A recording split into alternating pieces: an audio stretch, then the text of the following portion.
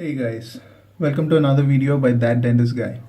Today we'll be talking about how to prepare for third BDS, the so-called honeymoon year of dentistry. If you ask me, that's absolute bullshit because third year BDS is somewhat a drift from the other years of BDS because you have to study some of the mainstream medical subjects and those can take a toll on you if you're not prepared very well. Because so many of my seniors and so many of my juniors, they were complaining about how they had to rummage for time and rush through subjects in the last few months of the exams, because general medicine and general surgery are like physiology and anatomy. They won't end quickly, and even if you finish it off, how much you can recollect is up to your intelligence. So to make a good study plan, you have to keep focus from the beginning. So, third year BDS has three main subjects: general medicine, general surgery, and oral path. So these three subjects, according to me, actually take much longer time to finish than a year.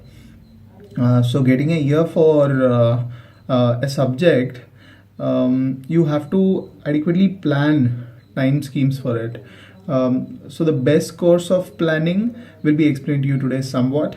I don't know because this is what I followed somewhat because I won't say I'm a very sharp and focused person who can ever maintain a timetable, but it helps. So I'll give you a list of books that are good, that I read from, that you can read from. So first we'll start with oral path, the mammoth, the behemoth, the legend. Oral path is one of those subjects which it makes anyone sweat. Oral path is like, according to me, if you're good at oral path, you're gonna pass your final years 100%. If you're really good at oral path, you'll 100% pass your final years. Okay, that's what happened with me as well. So for oral pathology in particular, I would recommend these books. Firstly, Neville. So this book is really good if you, especially skin and allergic diseases, and I suppose bone is also pretty good in this. Bone lesions and blood-related lesions. Some parts of allergic diseases, like some special features, are not even mentioned in the Schaefer's edition that I had. The newer edition is absolute bullshit. So the Schaefer's edition that I would recommend that you should read would be this. The 7th edition Schaefer's. Don't go by the horrible condition. I couldn't go through it more than twice. But I don't know why it tore up and shit like this, because it's very heavy and half the time it just drop and break and all that. Now the other biggest question anyone would have about oral path, especially in the Rajiv Gandhi University of Health Sciences, would be, can I pass oral path by just reading this book?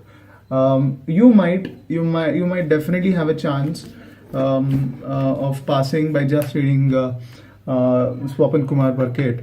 But the thing is, the basic, what is it called? The basic thing you have to remember is you're reading oral path to understand something. Parket is like a Archie's comic book. Don't get me wrong. See, all these bookmarks, I've read it 2-3 times before I even started Schaefer's, because I was in the same ideology that I would also pass with just Parket. But that did not happen. I went for my first Viva and I realized immediately that Parket is like as useful as an Archie's comic actually. So these three books, I wouldn't say they're 100% must-have books, but you can take a bet that you would do well in oral path if you have these three books, because at the end of the year, when you have those constant tests and you go through some material and then you go back to some textbooks, you do all that magical preparation that you would do for a subject in a year. In the end, it should be like you can go back to one book to just recall or something. But we did recall through Schaefer's itself. Schaefer's is the gold standard book, don't get me wrong. As I said before, Neville has something Schaefer's doesn't. Schaefer's has so many things that Neville doesn't. So you can't say one book is better than the other. You read some parts of one book, some parts of the other book. Okay, so that's what you do. Now the basic concept of oral path is you need to read the whole book once first. Okay, I know it seems like very difficult, cannot be done. That connective tissues in that second or third chapter, all the tumors, that is like crazy. No one can do this. God, take me, please. All those thoughts even I had in my third year. Actually, I was so fretting about oral path. I was worried about it in second year only. I am like that. I was in second year results time only. I was shitting stones for final year. I'm like that, weirdo. Okay. Also mark everything that you feel is important in oral path, because I feel like particularly if you have those markings, you become a little confident. You feel like, okay, I've read this somewhat, I just have to see it once again, so I'll be fine.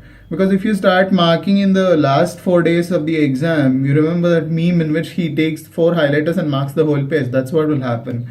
Don't sit and make notes. That is useless bullshit, okay? But you can keep a small journal where all those special features like esophageal webbing, where is it seen? What is the parts of Gardner syndrome? You know what, actually, if you want me to make a pretty long video about oral path and these special features, do let me know. I'll try to make a video about that. Okay. And coming to general surgery, for general surgery, I would recommend this book. Okay. This book is amazing. It's Das textbook of surgery. Bullshit. That's what you think I would say, but no. This book, no one can finish this shit. No one can finish this shit. What do you want to become, an MBBS doctor with a BDS degree? That's not gonna happen, bro. Let it chill, okay? Reading this might be enough if you're really smart. That's what I did. You can see the condition of the book, how horribly I would have read this, and so many notes and all those great stuff and everything added. So this might help, because if you read this 2 or 3 times, I can definitely say you'll have a basic idea. I won't say you will pass. You'll have a basic idea, okay? Other than that, there are some books you need to consider for surgery. The most important one in those is this. Manual on Clinical Surgery. This book is actually good. You know, you read this book and you have parts of the textbook from this book that are not there in this book. So this is pretty useful. This is again Das. I don't know why I have so many Das books for surgery. That guy is making money with all my purchases. Let him be happy. I was happy with my results. Everybody happy. And then coming to the last subject, which is okay. Before I forget, I also bought this because I am absolutely stupid. I was getting really tensed, so I bought the SRB's manual for surgery. So this book is actually really good. Okay, if you read this, it's like your those cousins, neighbors, aunties, uncles who come and ask you, right? Beta, how do I treat this common foot, fungal foot? Or my ankles are twisted, what do I do? Or that guy bleeding on the road with his abdomen open with crush syndrome, how do I treat this wound? Okay, that guy you can't treat, but the other two you can try. Okay, the stack is getting so high. What if it falls over the recording device? Then general medicine, chug, because nobody gives a shit about medicine, and then they screw themselves in the end. So general medicine is those subjects that you can read the whole thing once and you'll forget everything. So don't do that. Okay, try to remember. And Chuck, the important thing is you read everything, and most importantly is you read cardiovascular system and the brain related shit. You read the paralysis and all that shit, seizures, epilepsy. These are all important questions. Okay. And then another important book, the Manipal Manual of Clinical Medicine. If you want to pass in the medicine practicals, then you can go through this book. Okay. I know it is a long video, but I hope it was worth it. I'll try to make a video about what all are important in each subject. If that is something you want, please let me know. Like, share, subscribe. You've been doing a great job. 355 subscribers are a lot. It's a great deal for me. And all those chronic complainers in the comments, thank you. Bye.